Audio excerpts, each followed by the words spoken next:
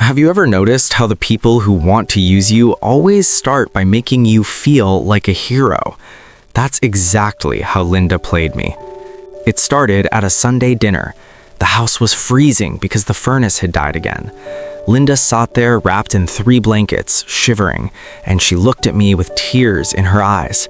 She didn't ask for money. She was smarter than that. She said, "Greg, this house has been in our family for 80 years. If I can't fix the heat and the roof, the city is going to take it. I'll be the one who lost the family legacy." I looked at my wife, Sarah. She was crying too. And me? I'm a builder. I fix things. It's in my DNA. I told them, "Don't worry, I have my savings. I'll take care of it." I spent the next month just assessing the damage. This wasn't just a paint and carpet job. The foundation was sinking on the east side. The electrical panel was a fire hazard from the 1950s. Every time I opened a wall, I found something worse: termite damage, rotted studs, ancient plumbing. But every time I felt overwhelmed, Linda would come down with a plate of cookies and say, "You're saving us, Greg. This will all be yours and the kids one day. I'm putting it in my will this week." I believed her so much that I didn't just spend my money, I spent my time. I quit taking side jobs. I focused entirely on her estate. One night, I found a stock of mail hidden in the pantry. They weren't bills.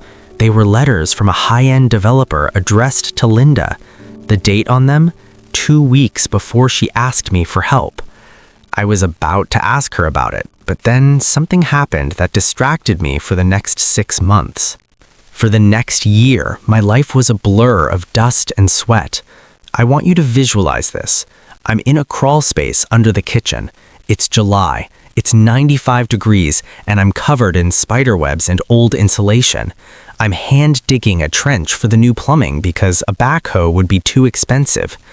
I was exhausted. I was losing weight. My wife and I stopped going out. We stopped talking about anything except the house. I was so deep in the work that I didn't notice the atmosphere in the house was changing. Linda started getting particular. She didn't want the mid-range cabinets I could afford. She wanted the custom cherry wood. She didn't want the standard shower. She wanted the rainfall head with the body jets. When I told her it was over my budget, she guilt-tripped me. "Well, if you want this to be a real inheritance for your children, we shouldn't cut corners, right?" Then, the black SUV started showing up. It would park at the curb and a man in a sharp suit would get out. He'd walk the perimeter of the property with a tablet, taking notes. When I'd come out to ask who he was, he'd just say, "Just doing a survey for the county," and drive off. I asked Sarah, "Why is the county surveying the land?" She just shrugged and said I was being paranoid, but I knew that look on her face. She was hiding something. And that's when I found the second secret. I was tearing out the old fireplace mantle, and behind the wood, I found a small, locked metal box. I didn't tell them I found it. I took it to my workshop and cut the lock. What I found inside made me realize I wasn't the hero of this story. I was the victim. Inside that box weren't family photos. They were blueprints for a 20-unit luxury condo complex. My mother-in-law wasn't planning on living in that house. She was planning on tearing it down. But the developer wouldn't buy the land unless the main house was up to code for a temporary sales office. She needed me to fix the house for free so she could sell the land for millions. All that talk about family legacy was a lie. I confronted Linda that night. I showed her the blueprints. I expected her to cry, to apologize. Instead, she just sipped her tea and said, "Greg, don't be dramatic. It's a business decision. You'll get your money back, eventually." 2 days later, I showed up after my day job. My tools were sitting on the sidewalk. All of them. My $500 table saw, my drills, my hand tools, just dumped in a pile. I tried my key. It didn't work. The locks had been changed to high-security electronic pads. I pounded on the door. Linda opened the second-floor window and shouted down, "You've been a wonderful tenant, Greg, but your lease is up. I've signed a contract with the developers and they need the site cleared. If you step foot on this porch again, I'm calling the police for trespassing." I looked at my wife's car in the driveway. She wouldn't even come to the window. She had chosen the money over the man who had spent 2 years in the dirt for her. I sat in my truck for 3 hours, just shaking. I had $400 left in my bank account. My savings were inside those walls. But then I remembered one thing Linda didn't know about construction. Linda thought she was protected because the house was in her name. She thought because there was no contract, I was just a volunteer. But here's the beauty of being a professional. In the world of construction, we have a mechanic's lien.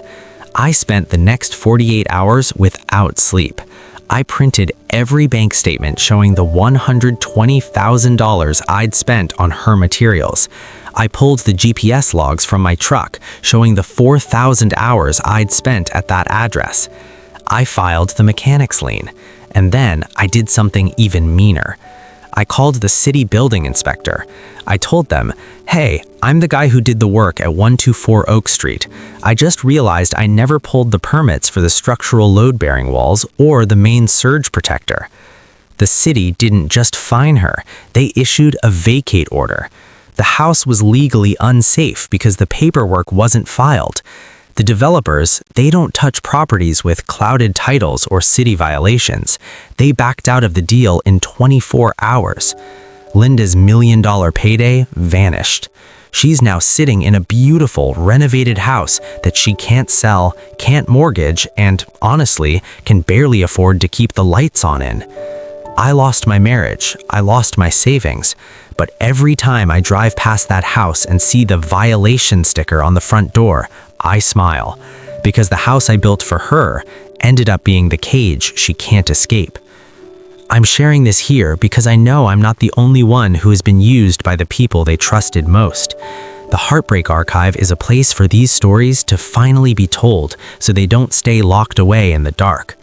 If you've ever felt erased by someone you loved, or if you just want to make sure you're here for the next file I pull from the archive, consider subscribing.